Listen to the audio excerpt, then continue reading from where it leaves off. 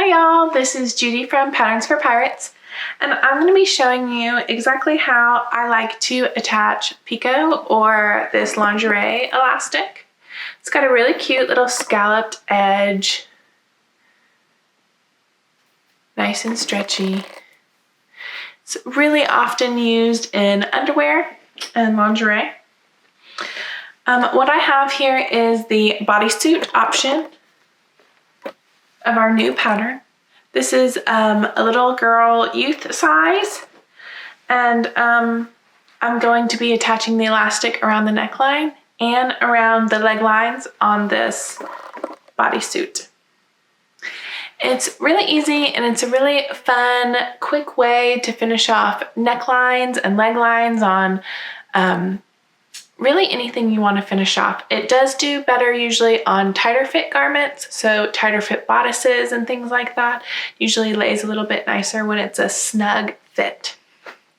Other than that, I'm going to bring you on in closer to my serger where I'm going to attach it so you can see exactly what I'm doing. Come on down. Okay, here we are nice and close. I'm going to try my very best not to get my hands or hair or anything in the way of the view. I'm going to start on the neckline. The neckline is a little bit more straightforward and super easy, so let's start there. I'm just going to trim this little serger tail and seam allowance off really quick at the shoulders, because I like to turn my knife off on this when I use my serger. You're going to put your picot right sides together with your garment neckline. I like to start off this way always when I'm attaching elastic. So what I do is I put a pin here, exactly where I want it to start. I'm going to swoop my needles up, slide this under, put my foot down, and drop my needle, all before I take out my pin. This way I know that the elastic is already grabbed. They're going to take off at the same time, and it's going to be a perfect start when I go. It's not going to shift at all because the needles are already down. Okay, so two things right off the bat. One is how you hold your elastic. You don't want it loose while you're sewing like this. You don't want to stretch it. You just want it to be nice and flat and taut. Okay, so what I do is I pull it down so that it's really flat to my garment. This way, it's not going to be wavy. If you hold it loose like this, it will end up wavy. If you pull it, it's going to end up gathering it. So we want it right in between, balanced perfectly.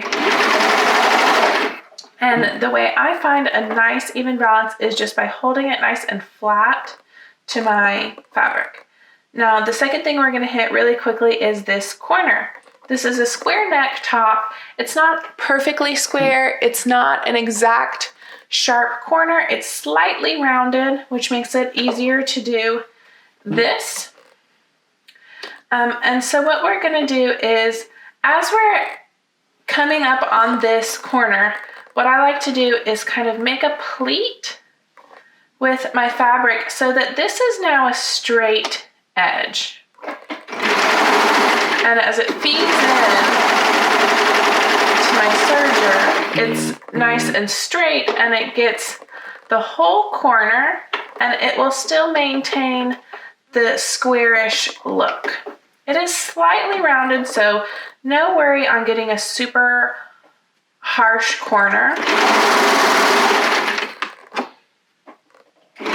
So again, I'm coming up on that corner, and I'm just gonna make a little dart over here so that it looks as straight as I can feed it through my machine.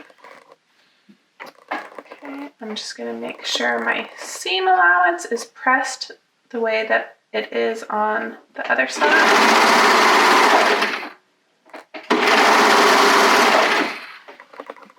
Since this is a youth, you get those corners pretty quickly. Again, I am just going to kind of make a dart over here so that it goes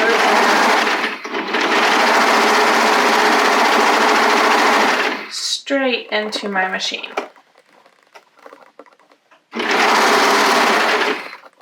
Here's my last corner.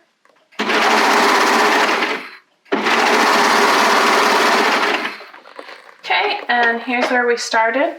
What I'm going to do is I'm going to trim off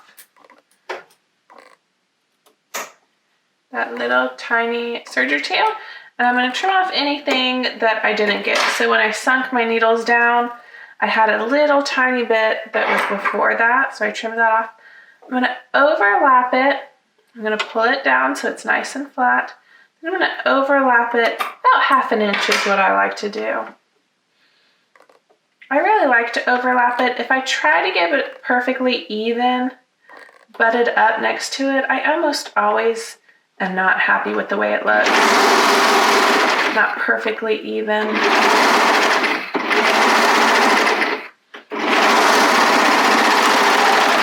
Okay. All right. So here's what it looks like now. As you can see, my 1/4 inch serge seam almost takes up that entire picot elastic, which is exactly what we want. Because when we fold it down, now the only thing that's going to pop up is that adorable scallop. And we won't see any of the actual elastic. We'll only see that adorable little soft scallop. So what we're going to do is take this to our ironing board, and just like I just showed you, we're going to flip the elastic down, allowing this little scallop to come up and making sure we're pressing this nice and well. Then once we're done pressing, we can top stitch. You can top stitch with whatever your favorite stretch stitch is. If you're lucky enough to have a cover stitch machine, you can top stitch with a cover stitch machine. If not, you can use whatever your favorite stretch stitch is. Before we do that, I'm going to go ahead and attach the elastic along this leg line. It's almost exactly the same thing. The only thing different is right around this booty curve, you'll see that the booty kind of curves outward. And instead of following this curve here, we're going to make our picot elastic a straight line. So we're actually going to stretch our picot elastic a little bit around these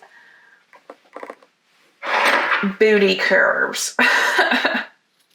Just going to trim off my serger tails, because I do like to turn off my knife, my blade on my serger. So I'm just going around and trimming these little serger tails. Okay. Once again, I usually do not measure. I will do it like that the first time, and then I'll show you if you really want to pre-measure out yours, you can. And I'll show you how to do it both ways. Okay, so I'm gonna start on this leg, and I usually like to start at this back seam. I don't like to do my overlap right at the seam because it's already bulky. So I'm gonna overlap it right before that. Again, right sides together. You want your scallop away from the raw edge, of course. You don't want to get that in the seam. Pin it, slide it under, put your foot down. Whew, that navy is hard for me to see. There we go. Drop your needles so you know you have already grabbed both the fabric and the needles. All right, so we're right on this booty curve. This is the thing that we're gonna do ever so slightly different. Instead of just pulling it straight all along this curve, what we're going to do is we're going to go corner to corner like this. We're just going to ignore that curve right here. We're just going to make a straight line from the bottom of the booty curve to the top of the booty curve. And we're going to put a pin or a clip there, and that's going to be our mount. So it's very slightly stretched.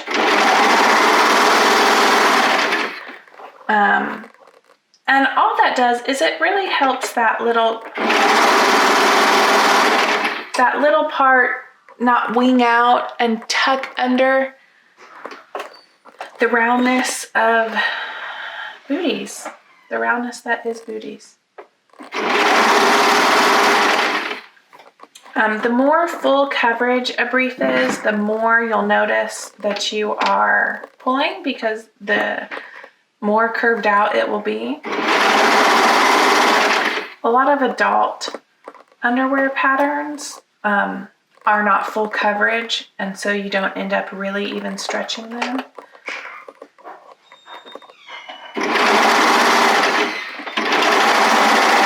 While most youth patterns are pretty full coverage. I'm just going to change the way my pin is here so I can leave it in a bit longer.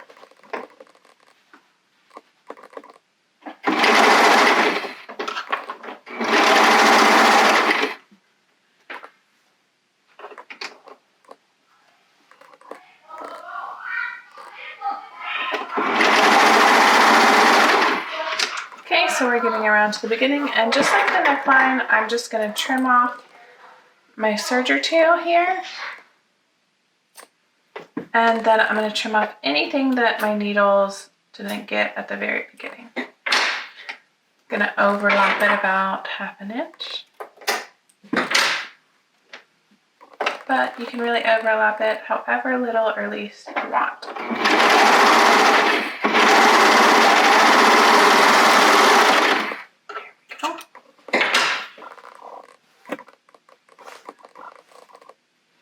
And here's that booty curve, and as you can see, it didn't gather it. We didn't stretch it enough to gather it up. If yours is gathered a little bit, that's okay. Once it's on the body, it will smooth out. So don't worry if you did gather it very slightly. Okay, and this one I'll show you how you can measure out. Basically, you're going to do the exact same thing. You're just going to pin it on there and trim your elastic before you start sewing. So I'm going to start it here, just like I did before.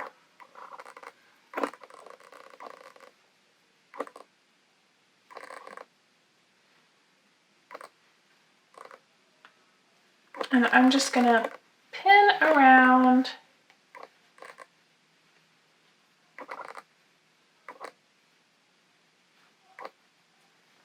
not stretching, but not easing in. This is where I think it's easier.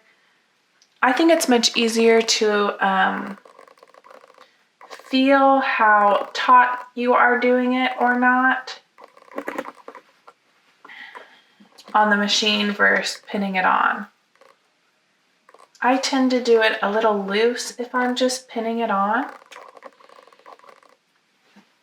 rather than sewing it on my machine. So here's the booty again, and I'll show you the little trick that I always do. So I have it pinned at my side seam right here, and then here is my bottom seam.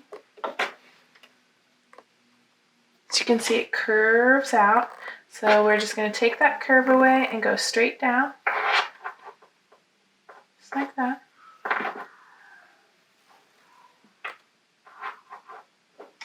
And I'm gonna trim it where it overlaps. And then I'm not gonna pin this in place since I'm going to do it over top. You could take this off, sew it into a circle, and then attach it. I'm just gonna overlap it just like I've been doing.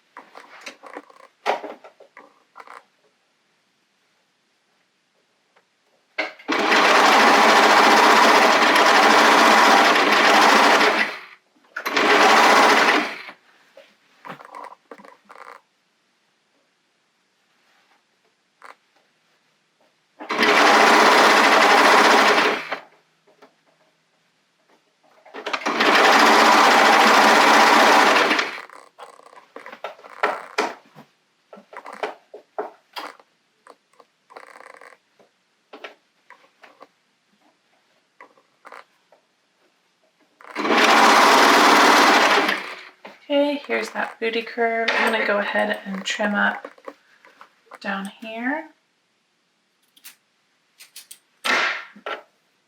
And pin my overlapping section so I know exactly how much I need to stretch along the booty.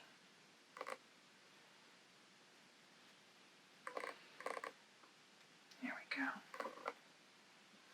Again, this just helps it cup under the booty,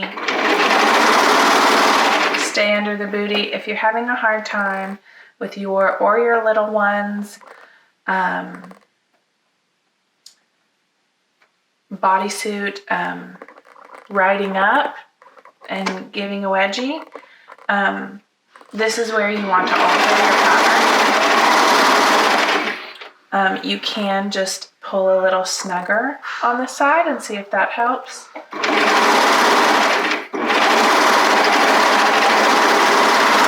Sometimes all you need is a little bit tighter elastic under the cheeks to help that situation.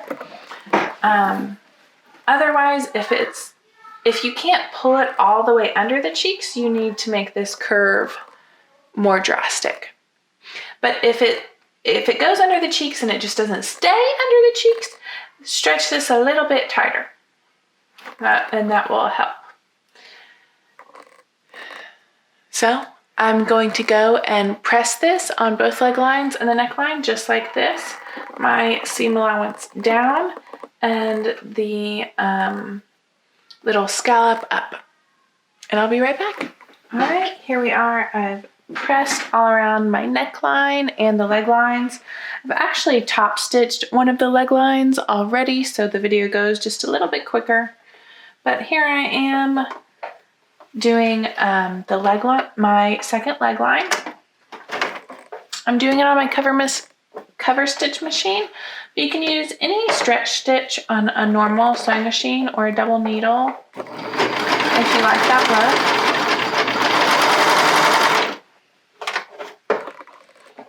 All we're doing is top stitching it so it doesn't flip and show the underside of the elastic versus the pretty scallops. I do think top stitching is absolutely necessary with Picot elastic. A lot of times top stitching is really just a personal preference if you want the look. But if you don't top stitch Picot elastic, it will constantly flip. So not really an option with this finish. My favorite stretch stitches for top stitching Picot, if I'm not using my cover stitch machine, is a triple step zigzag or just a regular zigzag are the two that I usually use.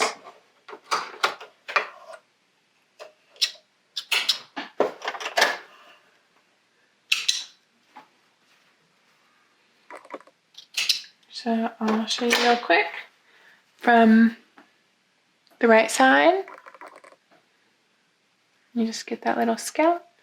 And then from the wrong side, here's my top stitching just on the very edge of my elastic. Making sure it stays flipped down when we're wearing it. Here we go. All right, same method on the neckline. Doesn't matter where you start. I usually start at one of the shoulder seams.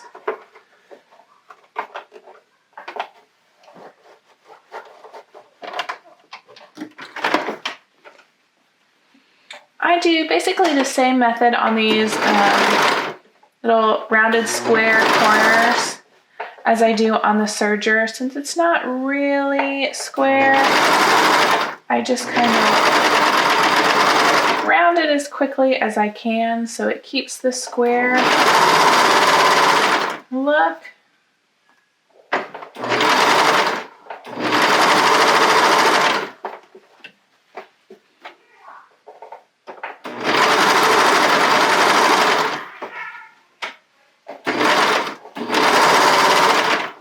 So here's another corner. Let's go down and go. Whoop.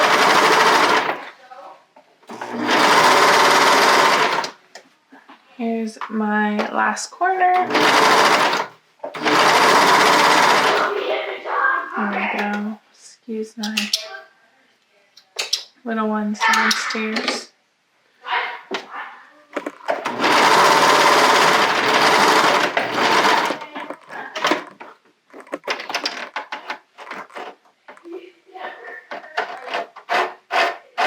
Okay, and this is the very last thing. I usually do one more press after I've top stitched.